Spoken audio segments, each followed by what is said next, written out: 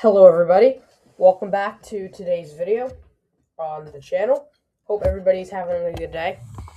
For today's video, we're going to be talking about another very competitive governor's race that I think is going to be very interesting and a race that you definitely will want to follow. It is of course, the great state of Wisconsin. It's a great state, beautiful state. Pretty cool place to visit. Um, that's beside the point, though. It is borders Michigan, which is what we reviewed yesterday. Um, so, what's going on in Wisconsin? Well, what's going on with Wisconsin is that what is brewing is their governor's race, which is going to be very competitive and interesting. And there's many reasons why. So, before we get into it, just make sure you're subscribed and that you have hit the notification bell and like the video. Okay, thank you. So, as we look into this race, we could tell that, again, it's going to be very, very competitive. And why do I think that it's going to be the way it is? Well, you have a lot of candidates running on both sides. You have, for the Republicans, you have what do you call it? Tom Tiffany. He is the representative for the 7th Congressional District of Wisconsin, about the northern part of the state. If I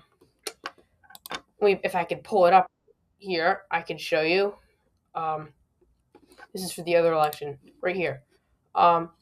He was part of the He's one of the Republicans elected in the delegation. He's from the northern part of the district. He overperformed Donald Trump by quite a bit. You look at Ashland County. This is about a Kamala Harris plus 10 county. You can tell pretty liberal. You know, he only lost at 52 to 48.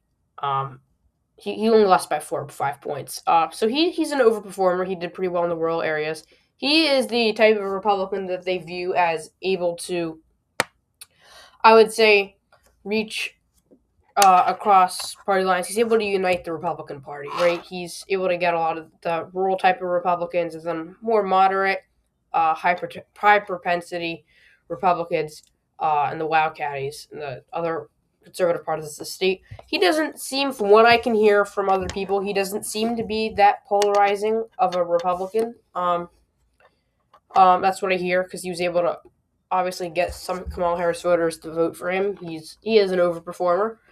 But we'll have to see. He seems like he's going to be the nominee for the Republicans. If you go down, you can see Tom Tiffany, and then it's primary. He would be going against a bunch of two no names. You have Andy Manx. Nobody knows who that is. A medical service technician. You have Joe Showman, Washington County executive. I guess that's okay, but I'd say the highest profile. If you were the Republicans, you should be happy about running Tom Tiffany. Now, on the other hand, we have the Democrats, which is it's a whole thing because you have a lot of people running. Now, I think the nominee is going to be Mandela Barnes, who was the lieutenant governor under current Democrat Governor Tony Evers' first administration.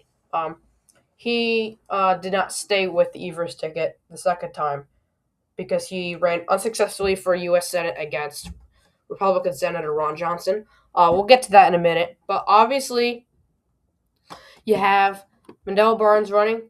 You have Sarah Rodriguez, the current lieutenant governor, who is serving in the second administration for Tony Evers.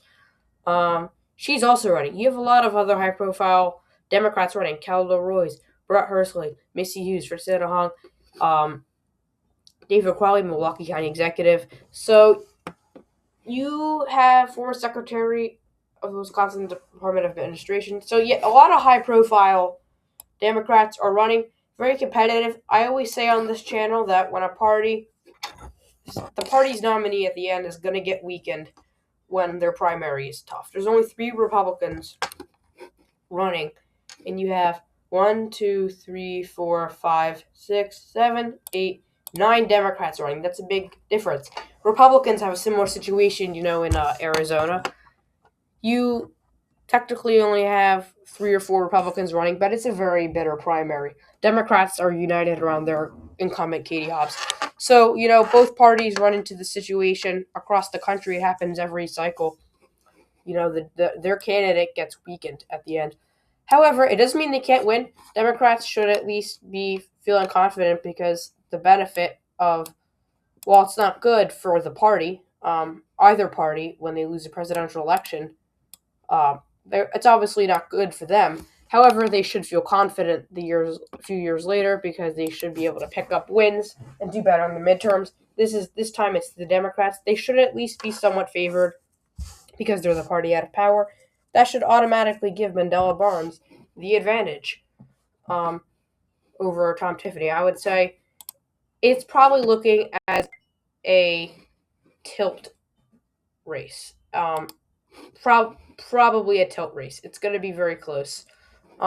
If I had to say how the county by county map goes, I would say that Tom Tiffany would probably just narrowly win some of these competitive counties like that. I think that some of these other more liberal counties could get potentially more competitive, like Ashland County, that could get more competitive. I think that he would lose Door County. Door County is pretty competitive in nature, however, has trended Democrat because you have some more liberal towns in the northern part and some more conservative towns in the southern part of the county. I still think Tiffany would just narrowly lose it. And that's basically it. You have, again, this is an example of what a very narrow Democratic victory in the state of Wisconsin looked like. I'm using this as an example. The Senate race in 2024, Tammy Bodwin just narrowly beat Eric Hovde. I think this is going to be the type of outcome for the governor's election. I just think that the Democrat candidate is going to win because it's the Democrat favorable environment. I think it's going to be very, very competitive. But this is an example of what it could look like. This is definitely what you would see. I would leave that as likely as well. I think you would see Tom Tiffany narrowly winning this county. So we'll be able to see. Again, I'm currently rating this as a tilt to leans Democrat race. I think it'll be a Democrat +1 advantage. We'll definitely have to see how it goes. However, you should still know it's not guaranteed that Mandela Barnes will be the nominee. You don't know. He isn't exactly the strongest candidate, which is why I make this race so competitive. Because if it was a good Democratic candidate and a weak Republican, this could probably be a Democrat +4 race. However, just because Republicans are running a strong candidate and the Democratic primary is divided, they're not really sure who they're going to nominate, and Barnes isn't exactly the strongest candidate, I'm rating it as a very, very close race. I do think Tom Tiffany could end up winning if it's different, if it's not a super big blue wave, because, governor's elections tend to be less polarizing. However, Mandela Barnes, you do have to remember that he did lose a high-profile Senate election to Republican incumbent Senator Ron Johnson in 2022. He didn't do too great. Ron Johnson, he was able to win Door County area, type of that. Decent-ish, he did, but we'll see. Barnes, again, I won't say he's amazing. I think Democrats could run stronger candidates. I think Sarah Rodriguez would be stronger with the Democrats. But again, we really are just going to have to see how it goes again. But, thanks for watching the video. Hope you enjoyed. Please stick around for more non-biased election content on the channel. Hope to see you soon, and have a good day.